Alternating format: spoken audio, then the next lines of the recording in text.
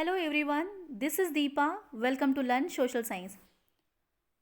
I'm again here with the chapter number 9, Life in the Temperate Grassland. In my previous video, we have discussed about grassland, different names of grassland in the different regions, and about prairies and climate of the prairies, right? So today we'll discuss about flora and fauna of this grassland prairies. Okay, so let's start about flora and fauna.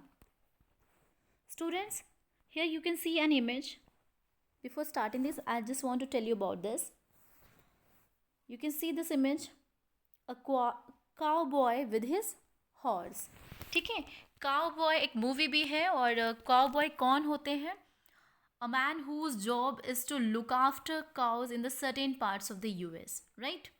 यहाँ पर जो लोग गायों को मतलब जानवरों को look after करते हैं उनको हम काउबॉयज के नाम से जानते हैं. Okay, so this is the image. Now we'll discuss about flora and fauna. Prairies are practically treeless where water is available. Trees such as willow, alders, poplars grow. Places that receive rainfall of over 50 centimeters are suitable for farming as the soil is fertile. Though the major crop of this area is maize, other crops including potatoes, soybean, cotton and alfalfa is also grown here. Areas where rainfall is very little or unreliable, grasses are short and sparse. These areas are suitable for cattle rearing. Large cattle farms called ranches are looked after by sturdy men called cowboys. Okay, so let's discuss in Hindi. Students, जो ये prairies हैं ये generally क्या रहते हैं? Treeless रहते हैं. क्योंकि ये क्या है? ये टेम्परेट ग्रासलैंड एरिया है, घास का मैदान है. ठीक है, यहाँ पर पानी प्रॉपर अवेलेबल होता है, इसीलिए कुछ ट्रीज़ भी डेवलप हो जाते हैं. मतलब हम ये नहीं कह सकते कि बिल्कुल भी ट्रीज़ नहीं होते हैं, बट मोस्टली जो है वो ग्रासलैंड्स पाए जाते हैं. ठीक है, ऐसे जो ट्रीज़ हैं जिनको हम बोलते हैं विलो के हिंदी में सरपत बोलते हैं. ठीक है, ऑल्डर्स एंड पॉपुलर, ये पेड़ कुछ ग्रो कर जाते हैं, पॉपुलर्स, विलो एंड ऑल्डर्स. ओके, और क्योंकि ये ओवर 50 सेंटीमीटर रेनफॉल रिसीव करते हैं तो ये फार्मिंग के लिए भी सुटेबल होते हैं, क्योंकि सॉइल यहाँ की कैसी होती है? फर्टाइल सॉइल होती है, यानी कि उपजाऊ भूमि होती है. और 50 सेंटीमीटर तक की जो बारिश होती है वो किसी भी एरिया को, किसी प्रदेश को कृषि के लिए बिल्कुल उपयुक्त बना देती है. ठीक है, now the major crop of this area, major crops कौन सी है? जो मुख्य फसलें हैं वो हैं मेज़ यानी कि मक्का, जबकि जो अदर मतलब अन्य जो फसलें हैं वो क्या हैं? Other crops including potatoes, soybean, cotton and अल्फाल्फा. ठीक है, सोयाबीन, कपास और आलू भी उगाया जाता है. ठीक है, यहाँ जो बारिश है वो मतलब अनसर्टेन है, कोई सर्टेनिटी नहीं है उसकी. ठीक है, तो हम बोल सकते हैं कभी कभी बहुत कम भी होती है और अनरिलायबल है. ठीक है, तो इसकी वजह से ग्रासेस जो हैं वो बहुत शॉर्ट होती हैं एंड स्पार्स होती हैं. स्पार्सली मीन्स होता है दूर दूर. ठीक है ना, हाँ, और थोड़ा सा कोनिकल शेप्ड रहती हैं जो ग्रासेस हैं इनकी. तो जनरली लोग क्या करते हैं? कैटल रियरिंग कहते हैं. ये एरिया क्या हो जाता है जहाँ पर छोटी छोटी घासें भी हैं और दूर दूर हैं स्पार्स एरिया में, वो कैटल रियरिंग के लिए बहुत अच्छा एरिया बन जाता है. और जो लार्ज कैटल फार्म्स हैं यहाँ पर, यानी कि जैसे हम बोल सकते हैं मवेशी फार्म, यानी कि जहाँ जानवर पाले जाते हैं, उनको यहाँ पर किस नाम से जाना जाता है? रेंचेस. इनको बोलते हैं रेंच. तो हम यहाँ जानवर पालने के लिए बिल्कुल उपयुक्त प्रदेश मिल जाता है, एक एरिया मिल जाता है. और यहाँ जो व्यक्ति मतलब रेंचेस में लुक आफ्टर करता है जानवरों को, उसको हम बोलते हैं काउबॉयज. ठीक है, now Bison or American buffalo is the most important animal of this region. It is nearly got extinct due to its indiscriminate hunting and is now a protected species. The other animals found in this region are rabbits, coyote, gopher, and prairie dog. Here you can see the image of bison. ये अमेरिकी भैंस है, ठीक है, American buffalo.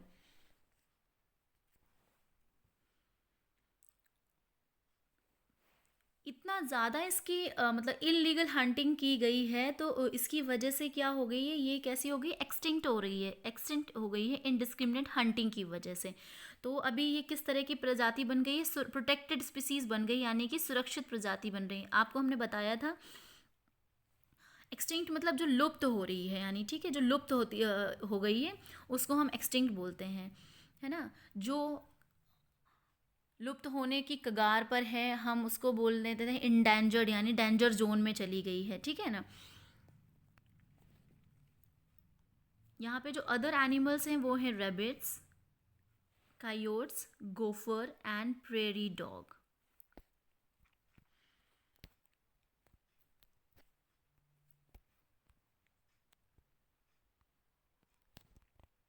Now we'll discuss about people. The people of this region are very hardworking. They have successfully harnessed technology to utilize their rich natural resources. Two of the most developed countries in the world, the USA and Canada, are located in this region. Scientific methods of cultivation and use of tractors, harvesters, and combines has made North America a surplus food producer.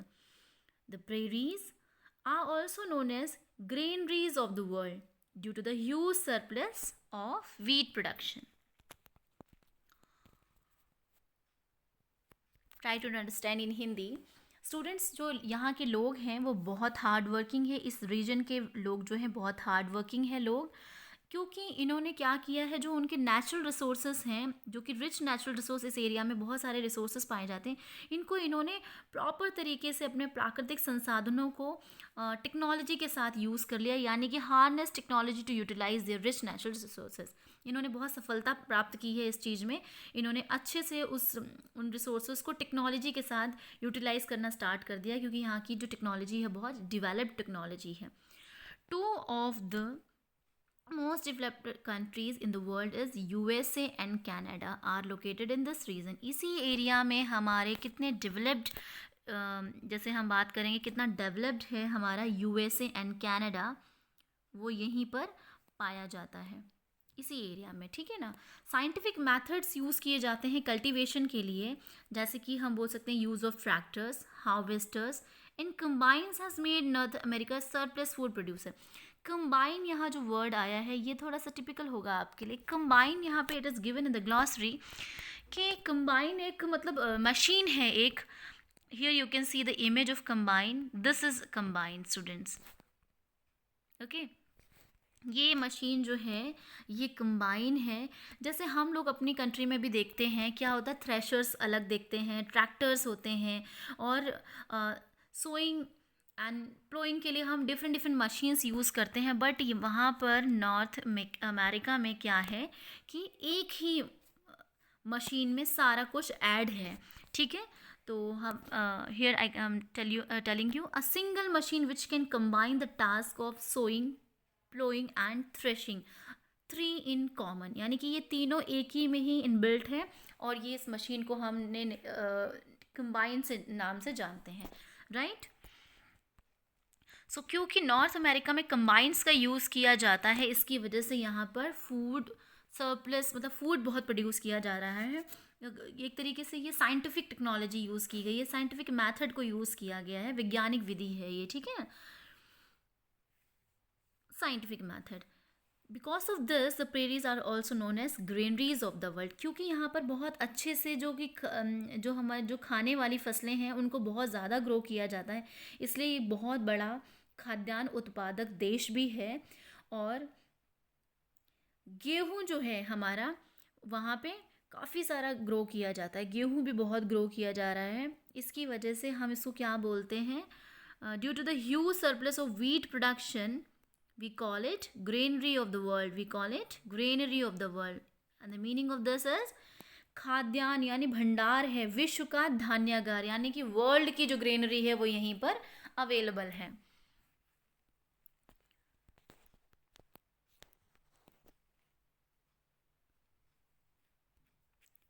Dairy farming is another major industry. The dairy belts extends from Great Lakes to the Atlantic coast in the east. Dairy farming and extensive agriculture both promote setting up of food processing industries. Large minerals deposits, particularly coal and iron, and a good network of road, railways, and canals in this region have made it the most industrialized region in the world. Yes. उसके बाद यहाँ पर क्या नया another major industry किस चीज़ की है, dairy farming यानी कि दुग्ध उत्पादन, दूध का उत्पादन किया जाता है, डेयरी फार्मिंग की जाती है। और जो ये डेयरी बेल्ट है ये ग्रेट लेक से एक्सटेंड करती हुई जाती है अटलांटिक कोस्ट तक, जो कि ईस्ट में है, ठीक है ना। अटलांटिक ईस्टर्न जो अटलांटिक कोस्ट है वहाँ तक Great Lakes, I have shown you in the image, है ना। Again I am showing you that image, wait, here you can see Atlantic ocean, ये अटलांटिक कोस्ट है और यहाँ पर ये जो एरिया है ये ग्रेट लेक्स का एरिया है, यहाँ पर अटलांटिक कोस्ट है, यानी कि ईस्ट में जो अटलांटिक कोस्ट है उधर इधर यहाँ तक डेवलप किया जा रहा है, ये बेल्ट है यहाँ पे, ठीक है।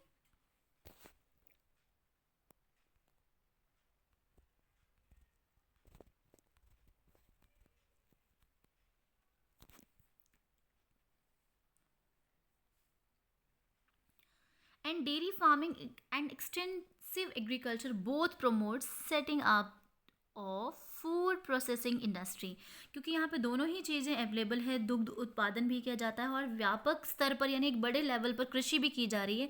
तो दोनों ही चीज़ों ने मिलकर इसे क्या एक ऐसा एरिया बना दिया है जो कि फूड प्रोसेसिंग इंडस्ट्री बन गई है। ये खाद्य प्रक्रमण उद्योग को बढ़ावा दे रहे हैं, यानी जो भी चीज़ें हम खाते हैं उस इंडस्ट्री को बढ़ावा दे रहे हैं, मतलब जो चीज़ें खाई जाती हैं फूड प्रोसेसिंग इंडस्ट्री को प्रमोट कर रहे हैं, ठीक है। Large mineral deposits particularly coal and iron and a good network of roads and particularly coal and iron, जो कि यहाँ पे जो मिनरल डिपॉजिट्स हैं कोल एंड आयरन के, मतलब अच्छे भंडार हैं, हम कह सकते हैं कोयला और लोहे के खनिज पदार्थ जो होते हैं उनका विशाल भंडार यहाँ पे। और यहाँ पे रोड नेटवर्क बहुत अच्छा है, good network of roads and railways and canals also, ठीक है। यानी कि जो नहर की भी अच्छी व्यवस्थाएं हैं, जो हमारी कैनल्स हैं वो भी बहुत अच्छी सी व्यवस्थाएं हैं वहाँ पर, ट्रेन का नेटवर्क भी बहुत अच्छा है। Because of these quality, this region have made it the most industrial region in the world, यानी कि इन सभी क्वालिटीज़ की वजह से ये क्या बन गया है, एक ऐसा क्षेत्र बन गया है जो कि विश्व का सबसे बड़ा औद्योगिक प्रदेश बन गया है, most industrialist region of the world.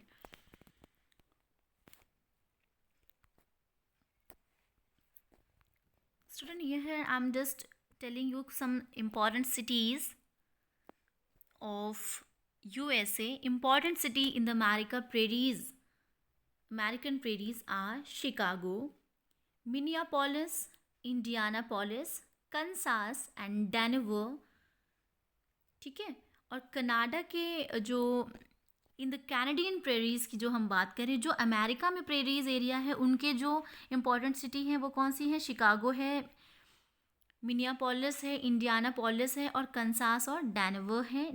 और जो एरिया कनाडा में पड़ता है, जो कि कनाडा में जो एरिया पड़ता है वहाँ जो प्रेरीज एरिया है यानी जो प्रेरी ग्रासलैंड है वहाँ की इम्पॉर्टेंट सिटीज़ हैं